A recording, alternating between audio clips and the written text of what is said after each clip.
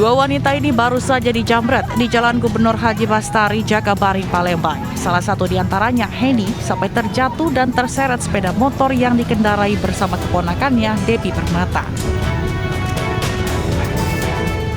Heni tak sadarkan diri dan terluka cukup serius di wajahnya.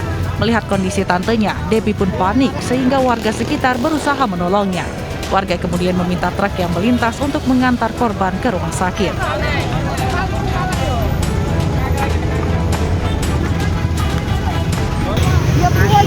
Uang berdua tadi.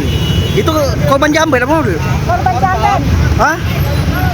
Korban jambret ya? Apa yang dimbek tadi? Dari situ? Oh, tas ya? Oh, tas ya? Ha. Jadi posisi dia motor tadi. Dijambret nyampak ya? Kami dah tengok dia goling. Belum tahu goling apa ya? Kedua korban kemudian dibawa ke rumah sakit untuk perawatan. Heni terluka cukup serius, sedangkan Depi mengalami luka ringan.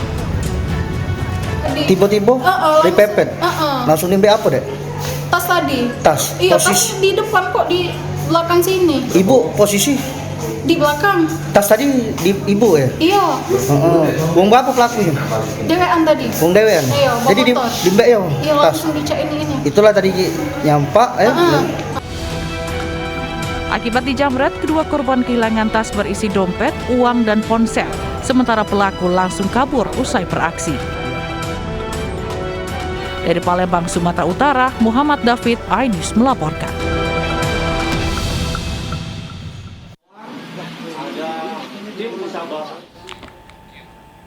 Ya pemirsa, selanjutnya pembunuhan seorang pengusaha rumah makan terungkap di Karawang, Jawa Barat. Otak pembunuhan adalah istri korban yang menyewa pembunuh bayaran.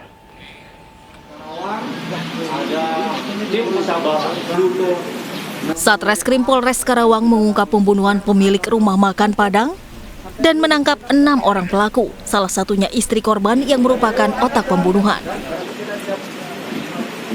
Motif sementara istri korban sakit hati karena korban dinilai memiliki wanita idaman lain dan sering meminta uang. Dia pun membayar eksekutor sebesar 30 juta rupiah. Korban dibunuh di depan rumahnya di Kelurahan Nagasari pada 27 Oktober lalu dengan senjata tajam. Setelah kami menangkap Otong, terungkap bahwa otak daripada kasus ini adalah yaitu istri korban. Inisial MW ya. Maaf, NW ya, istri korban inisial NW. Setelah istri korban kami tangkap, berkembang ke tersangka-tersangka lain ya. Kami berhasil menangkap 6 pelaku ya. Kemudian dari hasil penyidikan terungkap memang para pelaku ini sudah merencanakan sejak bulan September. Selain menangkap pelaku, polisi juga menyita berbagai barang bukti berupa senjata tajam hingga sepeda motor dan masih mengejar 2 pelaku lainnya yang sudah masuk DPO. Dari Karawang, Jawa Barat, Muhammad Fahrudin, iNews melaporkan.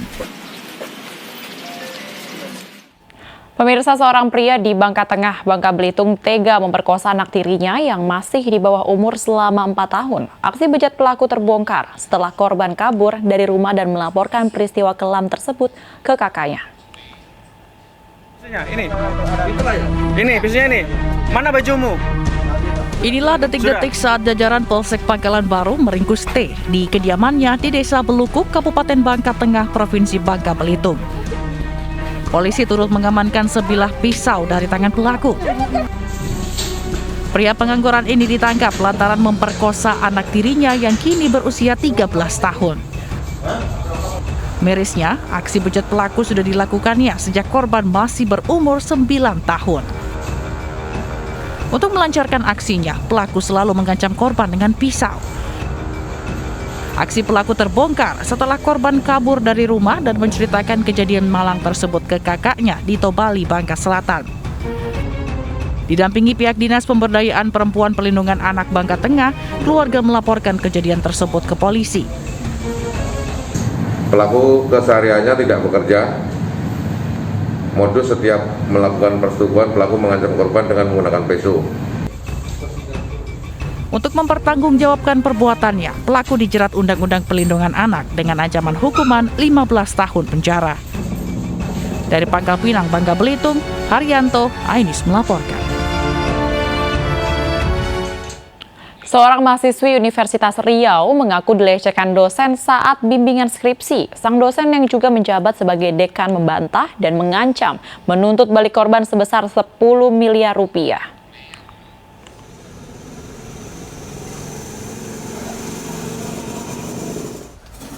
Seorang mahasiswi Universitas Riau berinisial LM melapor ke Polres Pekanbaru terkait dugaan pelecehan seksual yang dialaminya. Ditemani orang tua dan perwakilan Badan Eksekutif Mahasiswa, korban melaporkan terduga pelaku pelecehan seksual yang merupakan pimpinan fakultas di Universitas Riau. Sebelumnya, video pengakuan LM tentang pelecehan seksual oleh dosen pembimbingnya tersebar di media sosial. LM mengaku dicium paksa ketika berada berdua dalam ruangan saat bimbingan skripsi sehingga trauma berat. BEM Universitas Riau berjanji akan terus mengawal kasus ini agar tidak terjadi kriminalisasi terhadap terduga korban. Kami dari mewakili mahasiswa Universitas Riau akan mengawal terkait tentang kasus pelecehan seksual ini, bagaimana ini diusut sampai tuntas seperti itu, dan jangan sampai korban dikriminalisasi dan ataupun yang mengupload video terkait tentang itu akan dijerat Undang-Undang ITE.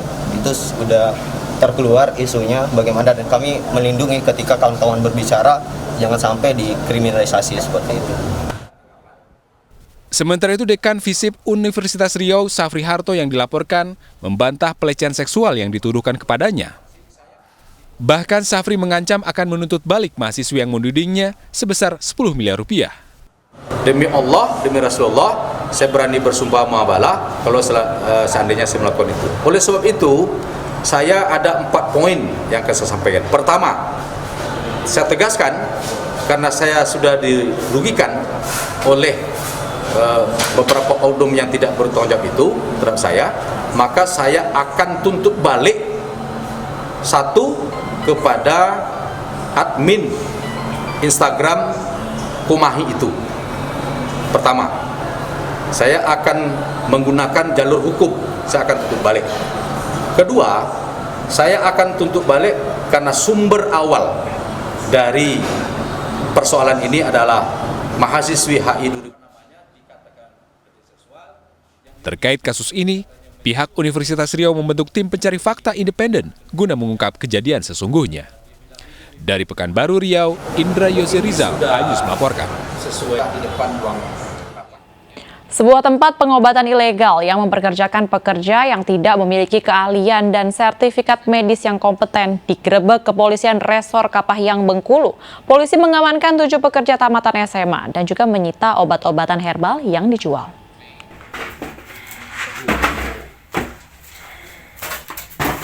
Kepolisian Resor Kapahyang, Bengkulu menggerebek sebuah rumah yang diduga melakukan praktik pengobatan tanpa izin di Desa Pasar Tengah, Kelurahan Pasar Kepahyang, Kabupaten Kepahyang. Dalam penggerebekan ini, petugas kepolisian melakukan penggeledahan dan menemukan sejumlah obat-obatan herbal yang dijual. Selain mengamankan sejumlah obat-obatan herbal, petugas mengamankan 7 orang pekerja tamatan SMA yang tidak memiliki keahlian dan sertifikasi medis. Yang di mana kita duga laporan dari masyarakat adanya di sana mereka menjualkan dan mengeluarkan resep yang bukan peruntukan kepada orang yang bukan medis. Ternyata setelah kita mengamankan dari laporan masyarakat dan kita periksa, benar mereka hanya tamatan SMA dan bukan ada background dari seorang medis maupun tamatan maupun ada profesi medis ya. 7 pekerja yang diamankan dari lokasi ini diwajibkan untuk menjalani wajib lapor. Polisi juga memeriksa 2 orang penanggung jawab para pekerja dan memeriksa dokumen praktik klinik kesehatan. Dari Kepahyang, Bengkulu, Endro Dwi Wirawan, Ainis melaporkan. Pemirsa, 1 korban terakhir yang hilang akibat banjir bandang Kota Batu berhasil ditemukan. Informasinya sesaat lagi, tetaplah di Ainis Malam.